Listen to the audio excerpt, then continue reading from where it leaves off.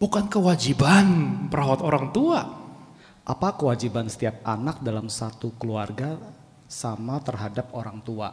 Jadi antara anak pertama, kedua, dan seterusnya. Lalu ada pertanyaan kedua juga hampir mirip. Apakah kewajiban setiap anak dalam satu keluarga harus sama terhadap orang tua? Misalkan anak pertama harus lebih patuh terhadap orang tua. Saya ragu bisa jadi ini kakak adik bukan? Oke, iya itu aja sih kok pertanyaannya. Oke. Hapus kata kewajiban. Rubah menjadi berkah. Bukan kewajiban merawat orang tua. Bisa merawat orang tua adalah berkah.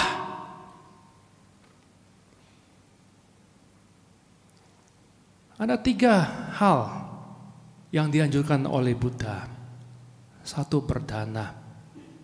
2, melatih diri mencapai nibbana. 3, merawat orang tua. 3-tiganya berkah. Not obligation. Why see like that? Ya, nah kalau melihat itu sebagai berkah, ya tergantung anak. Bisa berbakti dengan cara apa? Tentu ketika kita berbakti to serve, melayani is for their happiness, right? Ya kita harus rawat. Ya, kita bahkan kalau secara dhamma, kita nggak bisa berbakti dengan memberikan materi. Kita nggak bisa berbakti dengan membawa beliau jalan-jalan. Nggak bisa menebus bakti kita. Bahkan dikatakan meskipun kita memikul mama di sini, papa di sini, dan berjalan 100 kilometer. Kemudian memijitnya, bahkan menjadikan orang tua kita sebagai raja sekalipun. Dengan yang kaya raya sekalipun, belum bisa membalas budi orang tua. Yang kita bisa lakukan adalah, jika orang tua kita tidak berkeyakinan, kita membuat mereka menjadi berkeyakinan.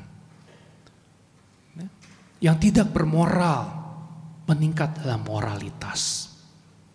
Yang kikir, menjadi dermawan. Yang bodoh batinnya, menjadi terang pikirannya. Idealnya, sebagai anak, kita berjuang untuk mengkondisikan ini. Dengan inilah satu-satunya cara kita bisa berbakti sepenuhnya. Tetapi kalau belum bisa, yang kita bisa jaga adalah ya kesehatan mereka, ya mencoba memberikan hal-hal yang membuat mereka bahagia, ya membantu usahanya, meringankan tugas-tugas bebannya. Ini ada semua di Sigalowada Sutta. Ya, nah itu. Nah, masalah anak pertama, kedua, ketiga, menurut saya nggak ada seperti itu. Di Sutta juga nggak bilang anak pertama kewajibannya ini, kedua nggak ada juga. Karena itu berkah. Ya, nah tidak usah compare juga. Oh kok si Koko begini, saya enggak. Ya, kondisi juga berbeda. Mungkin ada anak satu tinggalnya di luar negeri, satu di Jakarta. Ada yang kaya, ada yang baru bangkrut. Jangan compare, nah saya kan kasih setiap bulan 10 juta, kamu kenapa gak kasih? Sedangkan dia baru bangkrut. No need to compare, it's a blessing if you can give. Ya. Nah setelah itu gunakan kebijaksanaan kalian masing-masing. Bagaimana caranya? Toh kalian nanti juga mungkin jadi orang tua. Ya. Nah tabur benih-benih yang baik. Meskipun gak gampang. Kenapa gak gampang? Kadang-kadang bukan kita benci orang tua, tapi nggak klop loh, nggak connect, ya karena generation gap dan sebagainya. Ya itu adalah berkah untuk melatih kesabaran. Semuanya berkah. Kalau di saya itu semuanya berkah. Ya kalau masih kurang dengar lagu saya yang apa terakhir judulnya apa? Kok lupa saya? Karena semua akan berlalu. Ya saya habis nyanyi, habis rekam udah nggak pernah dengar lagi. Karena nggak hobi nyanyi.